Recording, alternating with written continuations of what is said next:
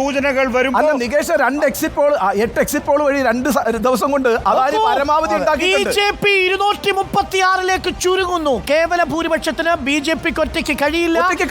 ഭൂരിപക്ഷത്തിനേക്കാൾ താഴേക്ക് വെറും 236 സീറ്റുകളിൽ മാത്രം കഴിഞ്ഞ തവണത്തെ എല്ലാ കണക്കുകളും 303 എന്ന കണക്കിനെ നിഷ്പ്രഭമാക്കുന്നു.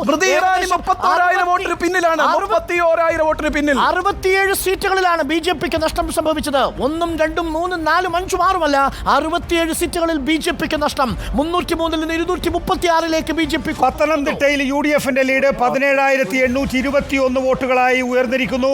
8,578 വോട്ടുകൾക്ക് കൊടിക്കുന്നിൽ മുന്നിലാണ്. തൃശ്ശൂരിൽ 40,625. ശ്രദ്ധേയമായ ഒരു കാര്യം കൂടി, ഉണ്ണി ബാലകൃഷ്ണൻ, നികേഷ് കുമാർ, BJP 236 ഒതുങ്ങിയാൽ TDPയുടെ സാന്നിധ്യമുണ്ടെങ്കിൽ മാത്രമേ ഇനി NDAക്ക് ഭരണം മുന്നോട്ട് കൊണ്ടുപോകാൻ കഴിയുന്നു. എന്ന് വെച്ചാൽ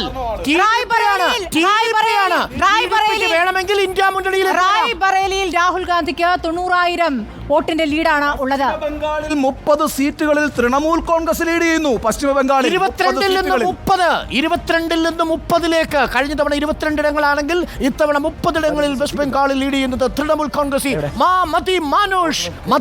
ഗംഭീര പെർഫോമൻസ് വെസ്റ്റ് ബംഗാളിൽ. മമതാ ബാനർജി 30 ഇടങ്ങളിൽ തൃണമൂൽ കോൺഗ്രസ് ലീഡ് ചെയ്യുന്നു. വെസ്റ്റ് ബംഗാൾ പോയി, തമിഴ്നാട് പോയി, ഉത്തർപ്രദേശ് പോയി, മഹാരാഷ്ട്ര പോയി, ഹരിയാന പോയി, പോകാൻ ഒരുപാട് ബാക്കി. ആലത്തൂരിൽ LDFന്റെ ലീഡ്, കെ രാധാകൃഷ്ണന്റെ ലീഡ് 11,102 ഉയർന്നിരിക്കുന്നു. ഇടുക്കിയിൽ വീണ്ടും മഹുവ മൊയ്ത്ര കൃഷ്ണനഗറിലെ മുന്നിലെത്തി നിൽക്കുന്നു.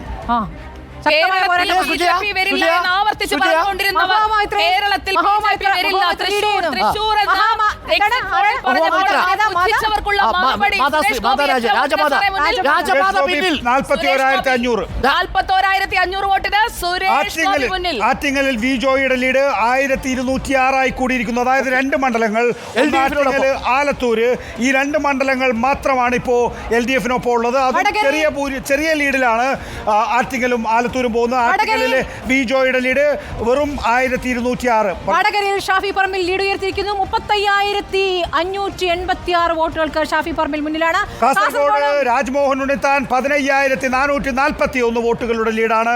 ഹൈബിയുടെ ലീഡ് 1 ലക്ഷം കടന്നിരിക്കുന്നു. 1,07,004 ഡയമണ്ട് ഹാർബർ സീറ്റിലെ അഭിഷേക് ബാനർജിയുടെ ലീഡ് 1,60,000 ആയിരിക്കുന്നു. കേരളത്തെ കുറിച്ച് പറയാതെ ഒഴിഞ്ഞു മാറുകയാണ്, ബംഗാളിലേക്ക് പോവുകയാണ്. കേരളത്തിൽ 2 സീറ്റിൽ NDA മുന്നിൽ. അത് അംഗീകരിക്കാൻ കഴിയാതെ ഒരിക്കലും വരില്ല, ഒരിക്കലും സംഭവിക്കില്ല.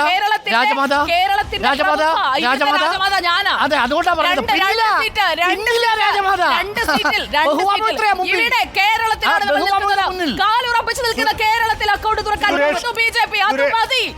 സുരേഷ് ഗോപിയുടേത് 43,016 വോട്ടുകൾക്ക്. സുരേഷ് ഗോപിയുടെ ലീഡ് 43,016 വോട്ടുകളാണ് സുരേഷ് ഗോപിയുടെ ലീഡ്. ഇപ്പോൾ മാത്രമല്ല, ചാലക്കുടിയിൽ UDFന്റെ ലീഡ് 13,486 വോട്ടുകളാണ്. ഇടുക്കിയിലെ ഡീനിന്റെ ലീഡ് 89,000 ഹൈബിയുടെ ലീഡ് 1,07,004 കാസർഗോഡ് രാജ്മോഹന്റെ ലീഡ് 15,441 ആറ്റിങ്ങലിൽ വി ജോയിയുടെ ലീഡ് 1,206 വടകരയിൽ ഷാഫിയുടെ ലീഡ് 35,856 മഹുവ മൊയ്ത്ര കൃഷ്ണനഗറിൽ മുന്നിലാണ്. അധീർ രഞ്ജൻ പിന്നിലാണ്. ഇപ്പോൾ അധീർ രഞ്ജനും ബറാംപൂരിൽ ഇപ്പോൾ പിന്നിലാണ്. കാസർഗോഡ് രാജ്മോഹൻ ഉണ്ണിത്താൻ മുന്നിലാണ്. MV ബാലകൃഷ്ണൻ. പാലക്കാട് UDFന്റെ ലീഡ് 39,898. ഇന്ത്യയിൽ 6 ഇടങ്ങളിൽ CPM ലീഡ് ചെയ്യുന്നു.